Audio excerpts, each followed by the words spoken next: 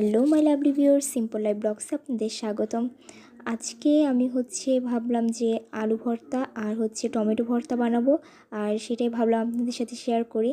কারণ প্রতিদিন মাছ মাংস খেতে ভালো লাগে না, একটু ভিন্ন কিছু রাখা উচিত, যেটা যে আমাদের খাবারের টেস্টটা কিন্তু বাড়িয়ে তোলে। এই জন্য ভাবলাম যে আজকে একটু ভর্তার আয়োজন করি।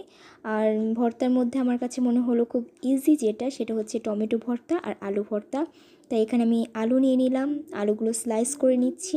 সুন্দর করে স্লাইস করে নিলে একটু আর্লি সেদ্ধ হয়ে যাবে, কারণ আলুগুলো স্লাইস না করলে একটু দেরি হয়। আর এজন্য আমি আলুগুলো ফার্স্টে স্লাইস করে নিয়ে এখন ধুয়ে নিচ্ছি। এবার আলুগুলো সুন্দর করে ধুয়ে নিব। আলুগুলো ধোয়া হয়ে গেলে তারপর এটা আমি সিদ্ধ করতে দিয়ে দিব।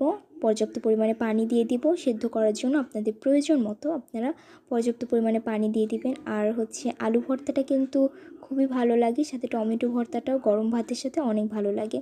এবার আমি পেঁয়াজ নিয়ে নিলাম, পেঁয়াজগুলো ভালো করে ছিলে নিচ্ছি। তারপর এগুলা আর সবচেয়ে বড় কথা, ভর্তার মধ্যে পেঁয়াজটা একটু বেশি ইউজ করলে দেখা যাচ্ছে যে স্বাদটা অনেক বেশি থাকে। এজন্য আমি বেশি করে পেঁয়াজ নিয়ে নিলাম।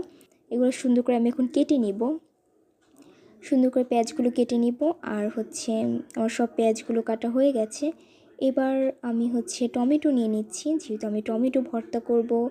আর টমেটো ভর্তা করার জন্য আমি পরিমাণ মতো টমেটো নিয়ে নিচ্ছি। আর আমার টমেটোটা কিন্তু ভীষণ ভালো লাগে, অনেকের কাছে কিন্তু টমেটোটা খুব প্রিয়, আর আমার কাছে ওই জন্য আমি ধুয়ে নিলাম। আর সবচেয়ে আরেকটা জিনিস যে ভর্তার সাথে কিন্তু ধনিয়া পাতাটা অসম্ভবভাবে যায়। এই জন্য আমি ধনিয়া পাতা নিয়ে নিয়েছি পরিমাণ মতো। এগুলো কুচি কুচি করে নিচ্ছি। আর আপনারা যে ভর্তার মধ্যে ধনিয়া পাতাটা একটা অন্যরকম টেস্ট নিয়ে আসে।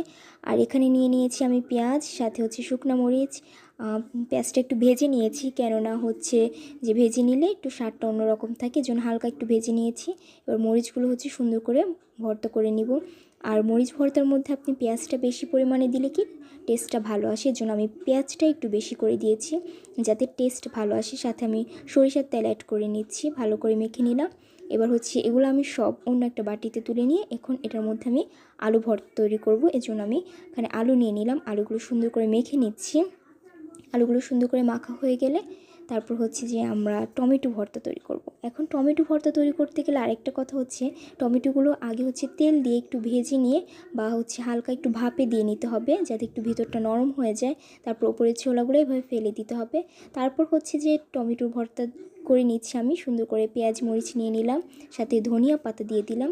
হয়ে গেল আমার টমেটো ভর্তা, খুবই টেস্টি হয়েছে, ভালো লাগবে।